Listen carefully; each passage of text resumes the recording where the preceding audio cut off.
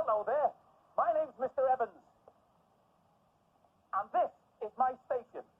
I do all sorts of things around here. It's my job to make sure everything at the station runs just the way it should, without confusion or delay.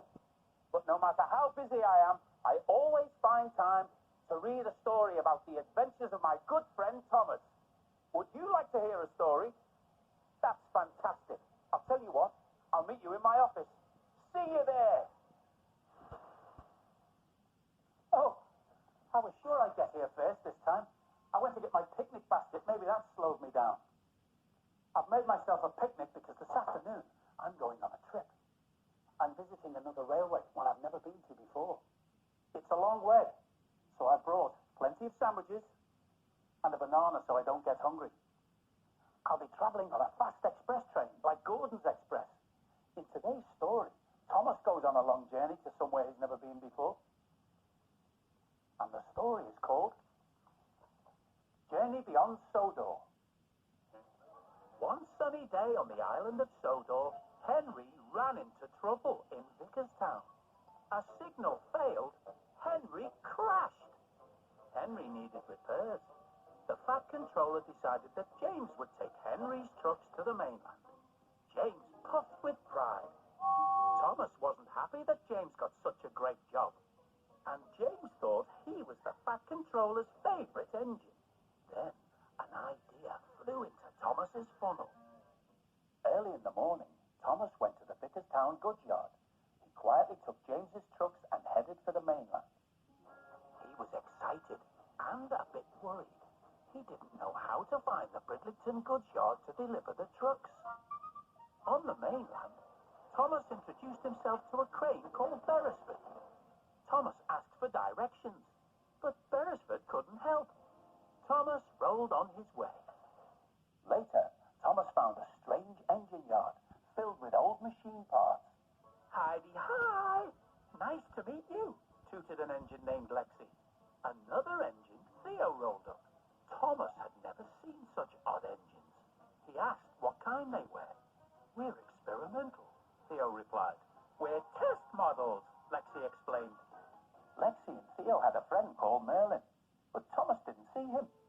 Oh, you won't, Lexi peeped. He's a stealth engine, designed to be hard to see. Invisible, Lexi chuckled. Let's just say he's always disappearing. Thomas refueled and set off again. Soon he rounded a bend and saw a giant steelworks.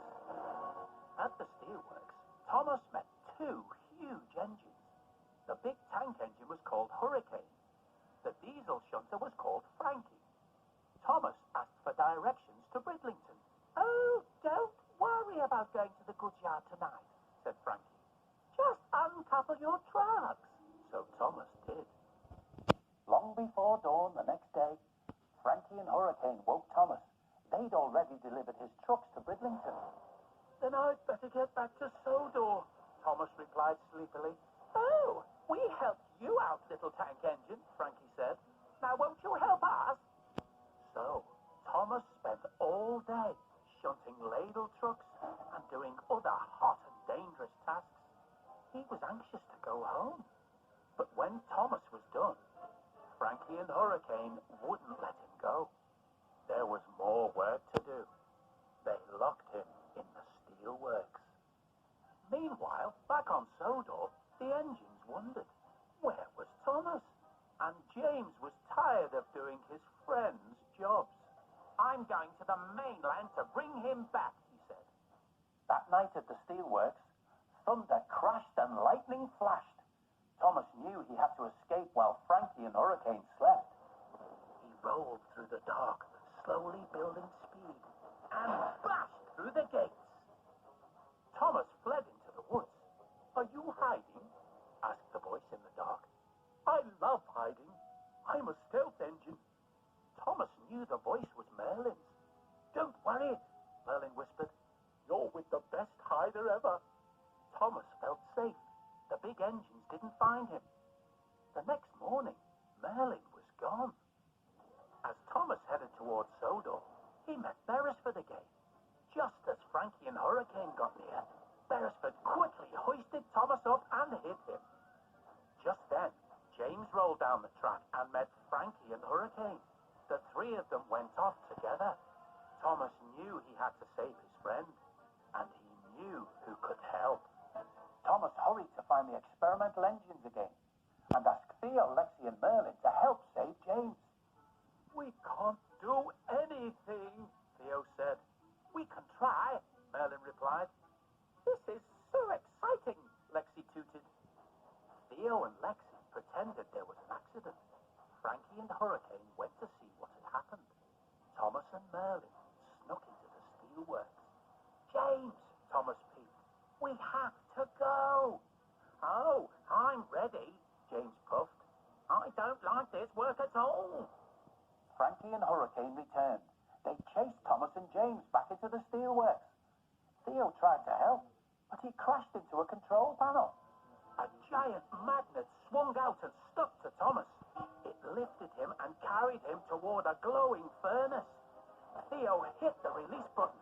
Thomas crashed down and knocked over a vat of molten steel. A fiery puddle spread toward him, but Hurricane shoved him out of the way. Thomas was safe, but Hurricane's wheels had touched the boiling hot puddle. "Help!" he steamed. "My front wheels are melting!" Merlin pulled Hurricane to safety, but his front wheels would need major repair. Without Hurricane, Frankie was lost. "I can't do it all by myself," she said. "Nobody wants to work here." But Thomas knew some engines that might. The experimental engines had said they'd work at the steelworks. They'd be happy to be helpful and useful. Back on Sodor, their friends were happy to see them again. Thomas apologized for taking James's trucks. "I know I'm not the Fat Controller's favorite engine," James peeped. "If anyone is, it's you, Thomas." "Silly James," Thomas said, chuckling. "There's a sight for sore eyes," the Fat Controller said. He was happy to have all of his favorite engines home again. Well, Thomas certainly had an eventful journey. And that gives me an idea. Let's make a tunnel for your Thomas track. Then you can go on an adventure of your own. Are you ready? Let's get started. We're going to make this colourful mountain tunnel. To make it, you'll need some card, some sparkly white paper, some patterned green papers, some sticky labels, a ruler, a pencil, a glue stick, some scissors, and a hot glue gun. First, draw a triangle shape for your mountain. Get an adult to help you cut out the triangle. Then, draw a tunnel shape, big enough for your engine to go through. Now use this shape as a template to make the other side of your mountain, like this. Then ask your adult to cut out two rectangle shapes, like this. These will be the sides of the mountain. Now draw your mountain shapes onto the coloured paper. Use a different colour and texture for the sides. Stick the paper to your card shapes with the glue stick.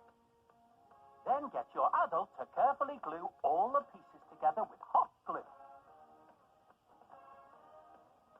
Add some snow to the top of your mountain with that glittery white paper. Draw around the mountain and cut out the pieces.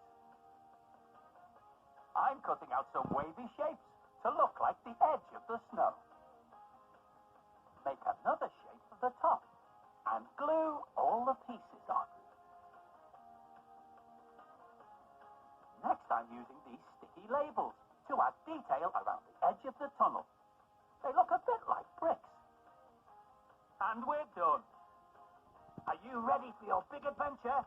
Toot toot! See you next time.